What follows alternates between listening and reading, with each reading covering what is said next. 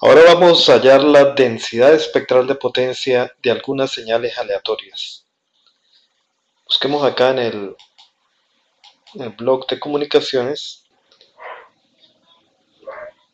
fuentes, generador gaussiano, de ruido gaussiano, generador de bits aleatorios. Agreguemos un switch para estas señales.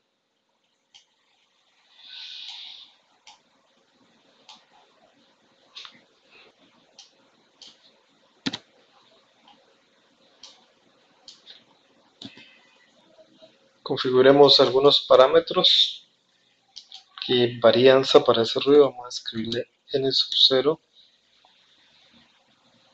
n sub o sobre 2, sample time 1 sobre fs. Acá también sample time 1 sobre fs. Creo que hemos cometido un error aquí en el generador de bits, porque el sample time es realmente el periodo de cada bit, la duración de cada bit. Entonces vamos a llamarle t sub b y vamos a crear esa variable aquí.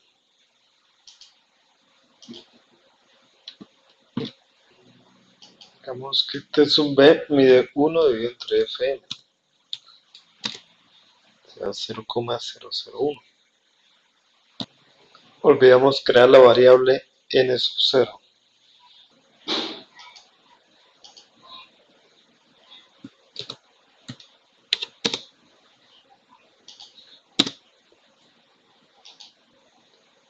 Vamos a correr la simulación.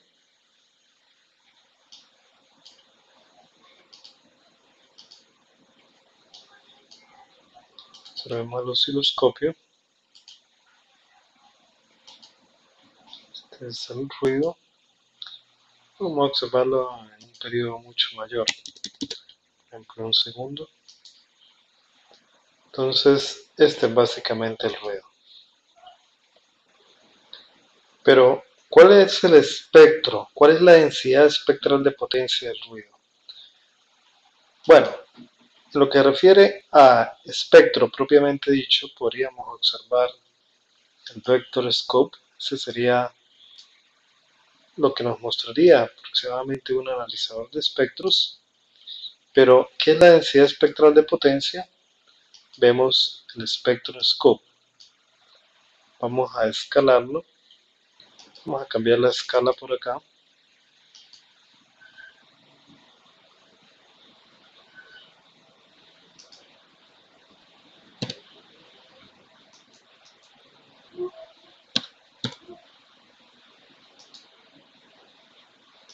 Y esto es lo que obtenemos.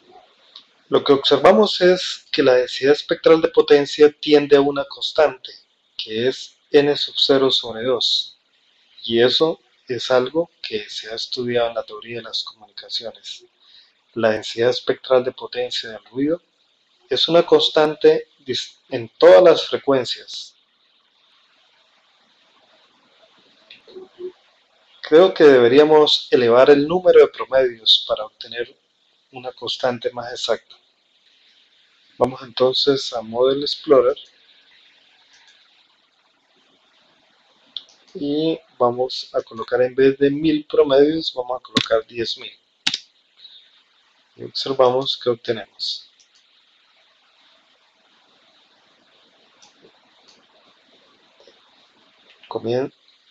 Empezamos a ver que poco a poco, en la medida en que va aumentando las tramas, a medida en que estas tramas se acercan a 10.000, que es las que hemos programado, esta pantalla nos va a mostrar la densidad espectral de potencia de ruido como una constante con amplitud n sub 0 sobre 2. Aquí ya nos estamos acercando a 10.000, que es el número de promedios que hemos programado. Y observamos que tenemos aquí prácticamente una constante, que irá mejorando en la medida en que sigue aumentando el tiempo de observación y de cálculos. Bien, hemos obtenido lo que esperábamos. El analizador de espectro, mientras tanto, sigue mostrando unas formas muy dinámicas de lo que está ocurriendo en los tiempos instantáneos. Hablemos ahora de los procesos binarios. En la guía se ha analizado un proceso binario donde los bits son representados por unos o menos unos. Y a lo largo de este material se halla la autocorrelación y la densidad espectral de potencia de, del ruido binario, ¿sí? O de las señales binarias aleatorias. Y se demuestra que es una función sinc al cuadrado, con amplitud a al cuadrado por t sub b, donde t sub b es la duración del bit y a es la amplitud de los bits. Es decir, teníamos que esta amplitud es a. Vamos a ver si en nuestra simulación logramos obtener esta curva. Claro está que hay una diferencia. Aquí en esta guía se ha hecho el análisis para un proceso aleatorio binario, un proceso estocástico. En nuestra simulación, pues no estamos utilizando un proceso, más bien estamos utilizando una señal. Entonces conectamos nuestra señal binaria. Pero tenemos un problema. Si observamos esta señal en el osciloscopio, observamos que es una señal que está entre 0 y 1. Voy a observarla un poco más detalladamente. 0.01. Estos son los bits.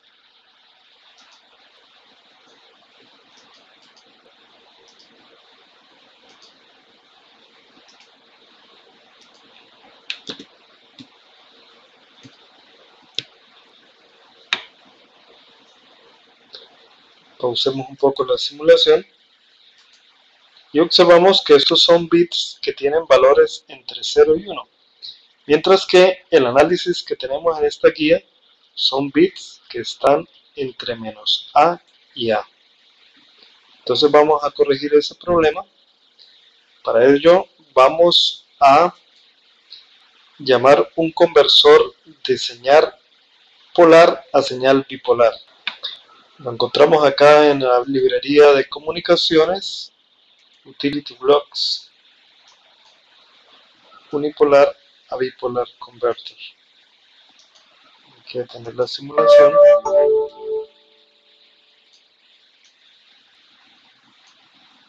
Ahí lo tenemos. Hay que cuadrar un parámetro acá. Esto sería para números cuaternarios. Escribimos 2 para números binarios. Simulamos nuevamente y observamos que obtenemos el osciloscopio. Pausa. Y ya tenemos señales entre 1 y menos 1. Si deseamos que estas señales estén entre A y menos A, entonces deberíamos además colocar un amplificador. Vamos a colocarlo.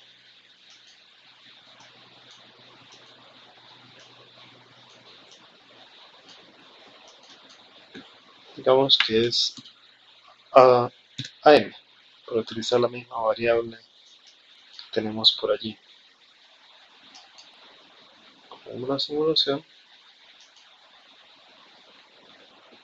y vemos acá el resultado.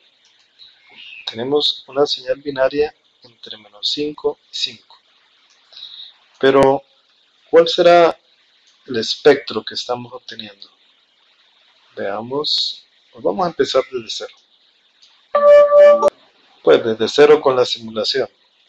Arrancamos, observemos, este es el espectro. Fíjense cómo va tomando una forma de espectro que parece una función sinc. Observemos lo que estaría mostrando un analizador de espectros y lo que estaría mostrando o lo que significa la PSD o densidad espectral de potencia. Vamos a cuadrar la escala para observarlo entre -3 y 3 kHz.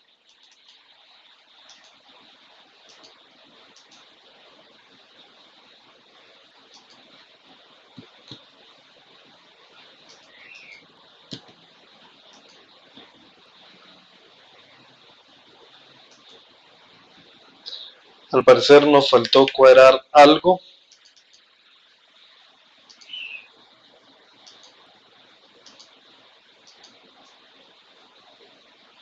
Está mejor.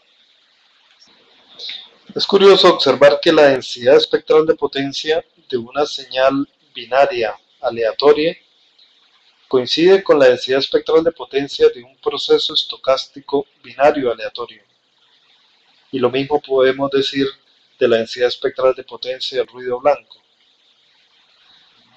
Observamos que pasa por 0 en 1 kHz, que equivale a 1 sobre T sub B, o sea, la frecuencia de los bits, 1 sobre la duración del bit. La verdad, 10.000 es algo un poco exagerado. Bien podríamos obtener esta misma forma de la densidad espectral de potencia con menos promedios. Observemos, vamos a colocar un menor número, por ejemplo 400.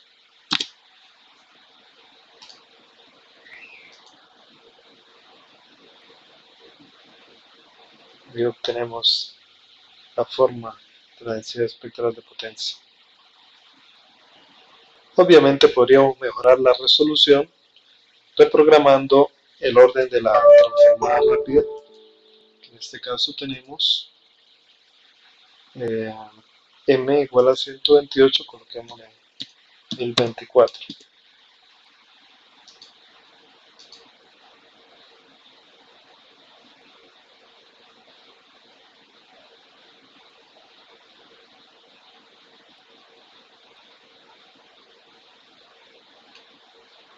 Ahí tenemos una densidad espectral de potencia más fina.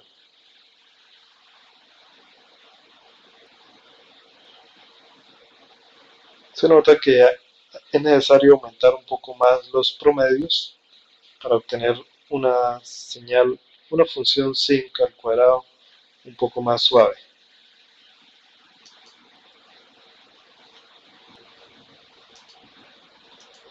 Coloquémosle 2000.